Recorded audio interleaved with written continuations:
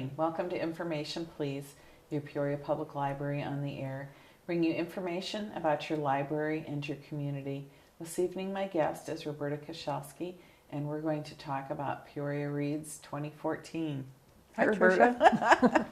Yeah, we're really changing things here with Peoria Reads. You want to explain a little bit what's going on with that? Well, over the past few years, Peoria Reads we started planning it for the first time in 2001. So that's quite a long time ago, and through the years we've made small changes. We were actually going to take a year off in 2012, just because we've done it for about 10 years, and let's regroup a little bit. But then we got a call from the mayor's office about the Don't Shoot initiative. And so he asked us about doing a community reading project to get people more involved and knowledgeable about what was going on. So we did do the 2012 project around the book Don't Shoot. And then last year, Bradley University had more participation than ever before, and that was last year, but they it's had worked this year. with us for many, many years. Yes, in different ways. Yeah, in different ways, but suddenly it became much more of a solid partnership. Right, and so earlier in 2013 we did The Immortal Life of Henrietta Lacks. Yes. And now, once again, we were talking informally. Our partner, along with Peoria Public Library, our lead partner is Commonplace, and then Bradley University was talking about doing next year, this year, next year, kind of through the school year, a community read and discussion, campus and community, on a book related to civil rights because of all the milestones coming up in yet this year and then next year, 50th anniversary milestones in civil rights history. So we got together with our full Peoria Reads committee and looked at possible books with the civil rights theme or just going in a different direction, always looking at all of our options. And we thought, Bradley's looking at civil rights. Peoria Public Library has a couple of grants coming up in 2014 that we'll be carrying out then on civil rights. So why go off in a totally different direction if we have this, this subject matter around us? And of course, with these 50th anniversary milestones, obviously the media, and we'll be hearing about them. So let's just tie into what's already there. Yeah. And what we found over many years is it's really hard to confine Peoria Reads to a single month because of the fact of when different book groups want to read, and you get a lot more flexibility with planning programs, like including our things that come later. In 2014, we wouldn't be able to include them if we only did a month, and quite frankly, I think the reason we needed a break in 2012 was because we were exhausted from planning so many events in such a short time period. So I think that having it for most of a year is going to give everybody plenty of time to read it, plenty of time to find a book discussion, and it's a whole new plan, but I think it's going to work. Well, typically I don't talk to you about Peoria Reads in August, but this year, yes, we decided, we did in our community planning, the pluses and minuses to doing it concentrated for a month or over a wider span. And typically with book clubs, you can't, Nancy I Pearl need to mention over. Nancy. You can't tell a book club at one point that we're going to do this book in this month because they choose their books ahead of time. The reason we have Nancy Pearl hopping around the table is she is the librarian who started the whole One City, One Book concept in 1998 as executive director of the Washington Center for the Book at the Seattle Public Library. And so there she is, being the old-fashioned librarian and shushing people. Shush. And she's the only action figure, the only librarian I know with her own action figure. Yes, yes. But she has done so much to get people to read. And I actually had the pleasure of hearing her speak, and she talked about if she had known what this blue suit was going to look like, she never would have worn it that day. And there's molded into plastic. She wasn't real happy with the way that turned out. Although there's another version of her. Shoes. Yeah, another version of her with her red suit on too that came out later. So she'll take a rest. You can find Nancy Pearl on Facebook. And she gives, just like she does on NPR, suggestions of good books to read. Yeah, people may not be familiar that she's on NPR and talks about what to read, but it was her idea to have everybody read the same book and talk about it. And you wonder why it took so long to think of that.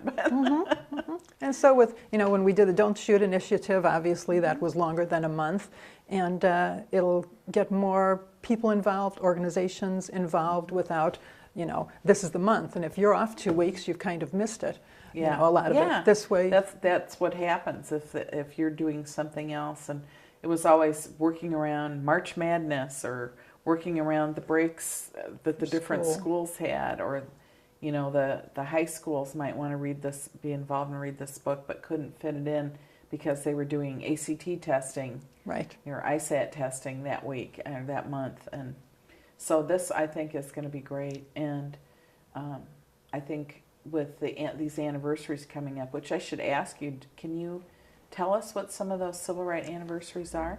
The one that Bradley specifically mentioned as a reason they wanted to do civil rights and a community read related to it is the passage of the Civil Rights Act of 1964. So 50 years will be 2014.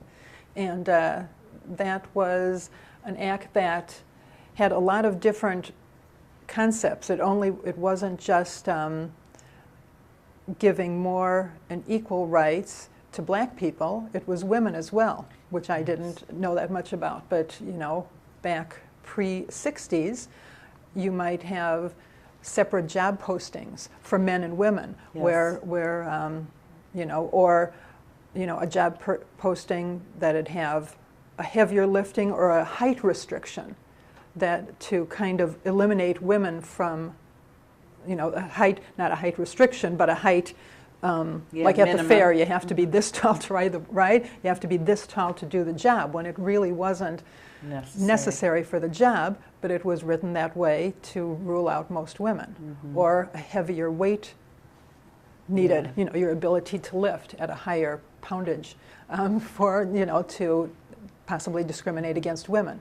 So, what I can remember from long ago, childhood, is that men who were married, when you got married, you got a raise, and when you had a kid, you had a raise, and it was based on some bizarre, arbitrary system of just you had more people in your family to support, whereas a single woman might never get a raise. That's what I remember. And I think all that went away with the civil rights. Not hiring women who had preschool-aged children, but there was nothing to do with men who had preschool children.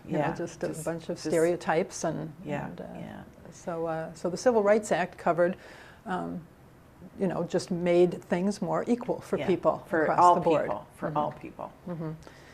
And another, I guess it's an anniversary for next year too, 60th anniversary of Brown versus the Board of Education, which ruled that you couldn't have black schools, you couldn't have white schools separately. So the beginning of integration, and that leads us to our book. Yes. Would you like to announce our book? Or announce the book, if you can read the titles. Warriors Don't Cry by Melba Patillo Beals.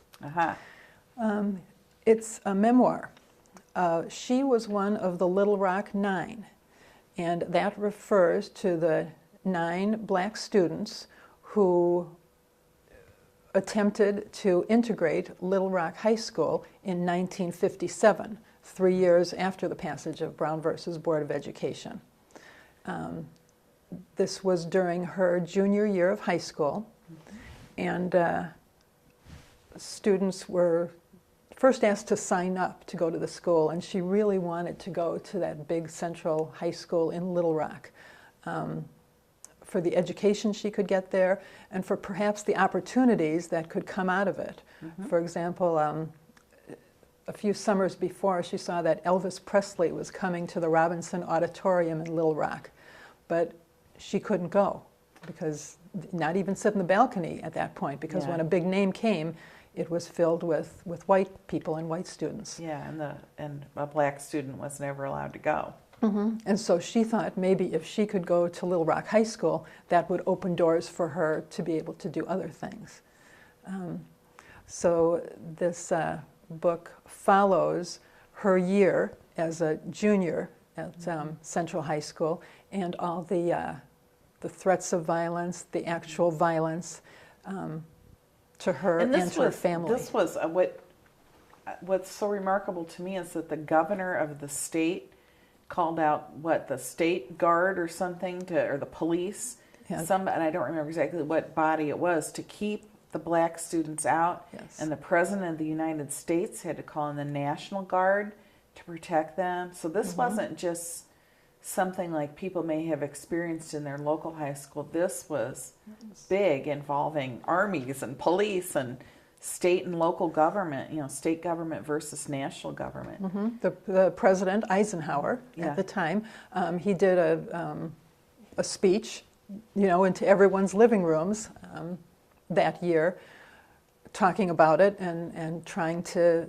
make people understand that this is a Supreme Court ruling and this is what we follow, and we hope that everyone will do this and follow the rules, and that book was written on that too. It's called A Matter of Justice, about Eisenhower's presidency, leadership, especially in the area of civil rights, which I hope that at least one book club will read in conjunction with this. Which is funny because I don't know that people think of Eisenhower as being the civil rights president. No, there's a lot of controversy on whether he was for it or against. And and this book, A Matter of Justice, that I was reading about recently, is one that delves into evidence that shows he was more for civil rights. But I'll have to read it and do some more research over the next year and find out for myself. Yeah, and that might be one of our companion books. We often list other books on the topic that if people are interested, they can read and think further about it. We do have kind of a companion book on the table here. This one? Yes, this is also Warriors Don't Cry by Melba Patillo Beals, but it's the abridged edition. The author abridged it herself and wrote this edition that's especially suitable. It's going the way of Nancy Pearl.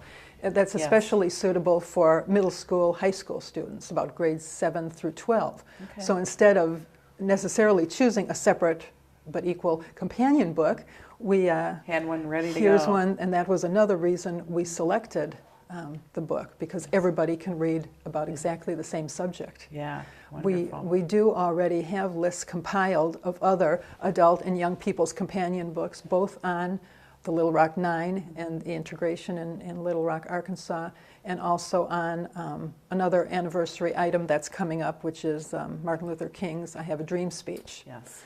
So there's so many opportunities for programs in the next 9 months, a year or so. Yeah, and programs, of course, translate to learning opportunities for our community, opportunities to think, make our community better, which we certainly, don't shoot's doing a lot to help us, but we also need to go back and revisit these ideas in their original form, realize how far we have come, and realize how far we have to go. Exactly, and that's what Peoria Reads is all about. Exactly. Not only reading the book on your own, but taking it the next step and talking to people about it, whether it's in a book discussion or at a community program, learning more, talking to people who aren't your age.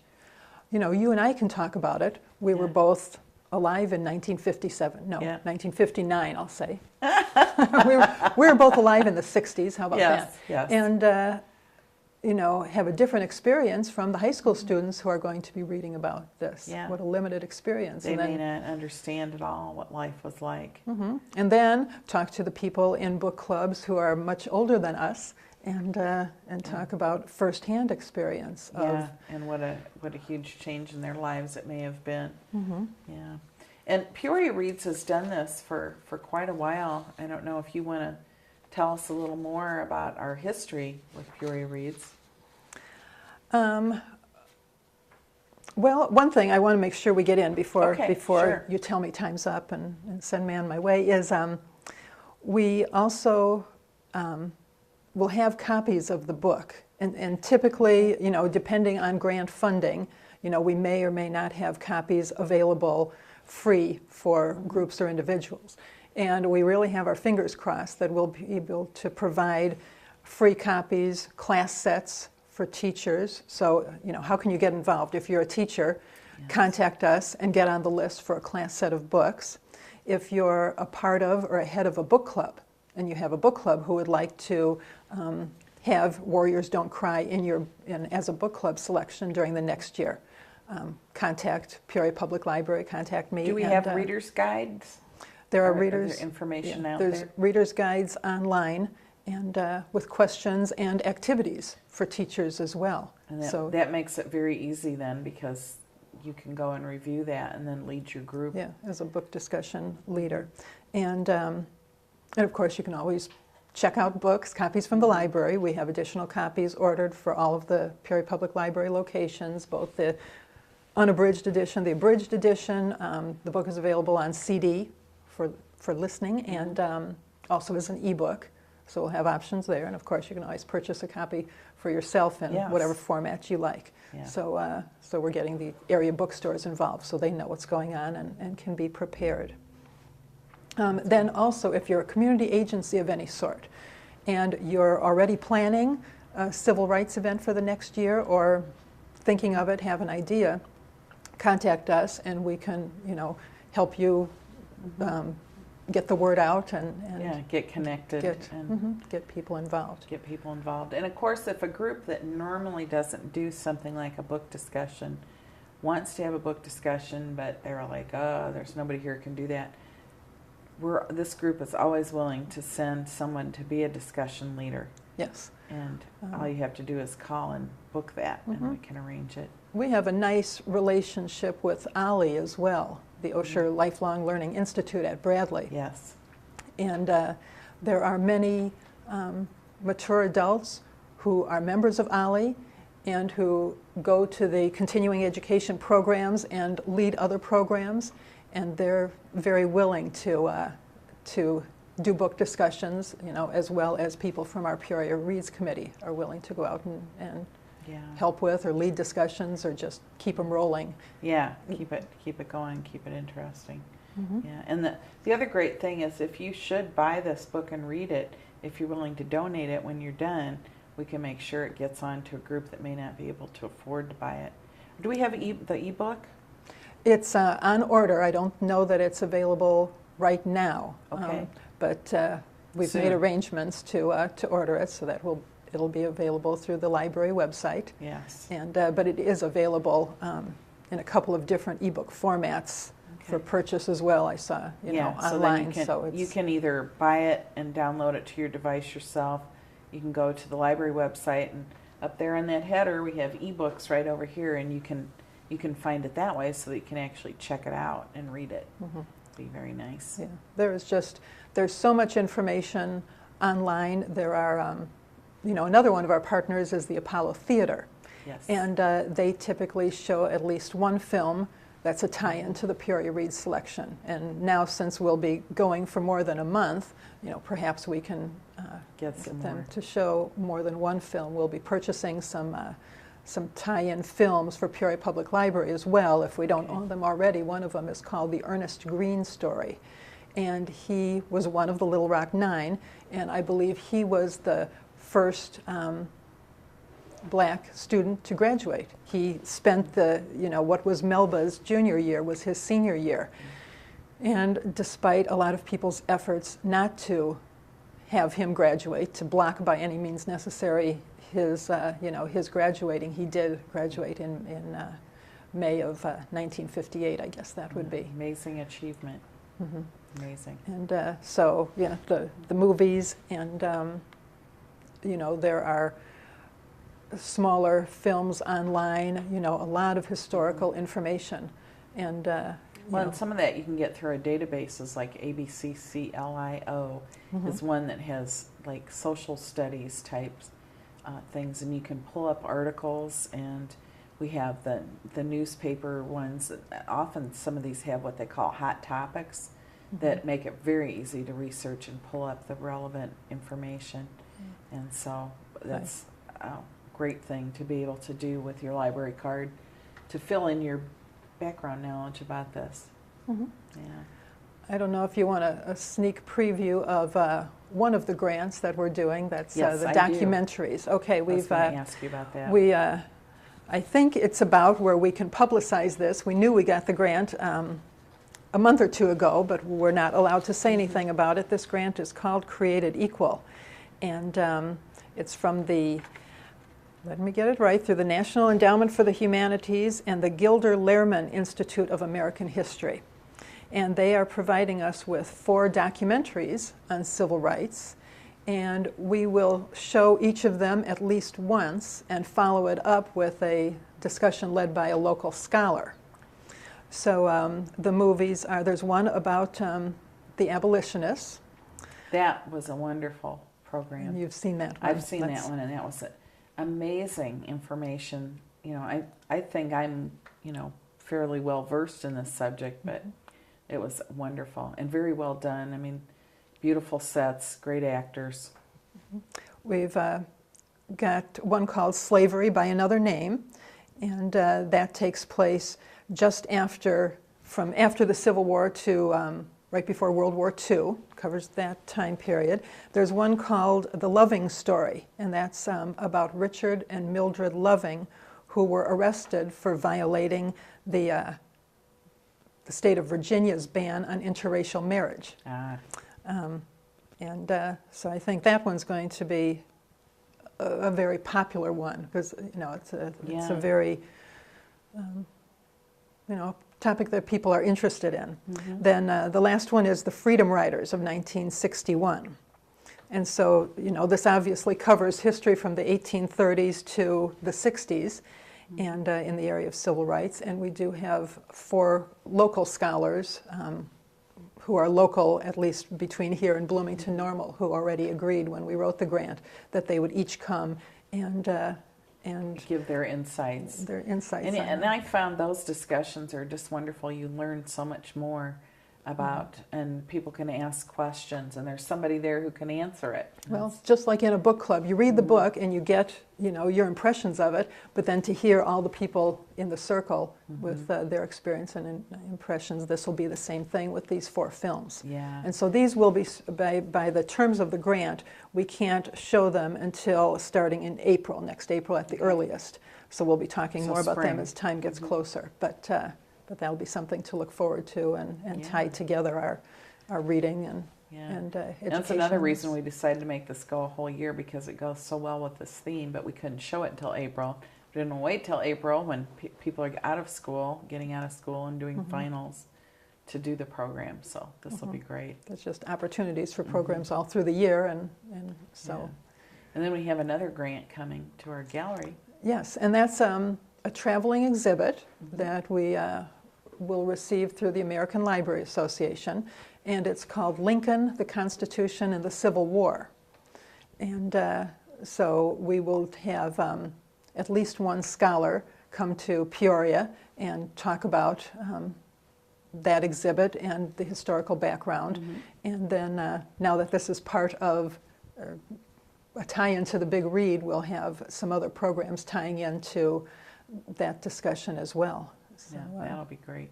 And I think that'll be an exciting exhibit. Of course, this is Lincoln territory, but I think people have sort of an overall glossy view of Lincoln, and being able to really look at what was Lincoln as a great legal mind thinking about when he was looking at the Constitution and the Civil War, and what was it really all about for him. So. And we hope to get people of all ages involved in this. You know, we do choose companion books for high school, middle school students, so we want to get programs that they can participate in as well. You know, and in the past we've done poster contests, essay contests in collaboration with District 150 especially, and we want to be sure to get the schools on board. So and thinking about, well, they've still got plenty of time to talk about it. Get it in their curriculum. I talked to a librarian at a local high school who said, you know, history and sociology classes will,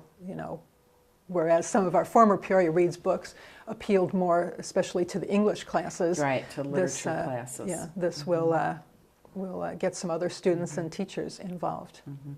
And we've done biographies before. I asked you a while ago to tell us about the history of Peoria Reads and why we even do this, and we just have about 2 minutes left. And so maybe I could get you to give me a brief, why do we pick books? Why do we read them? Okay. Well, this started, as I mentioned, in 2001, and Peoria Public Library and Commonplace were both thinking of starting a One City, One Book project, and it was at that time that a white policeman was allegedly shot by a black young person.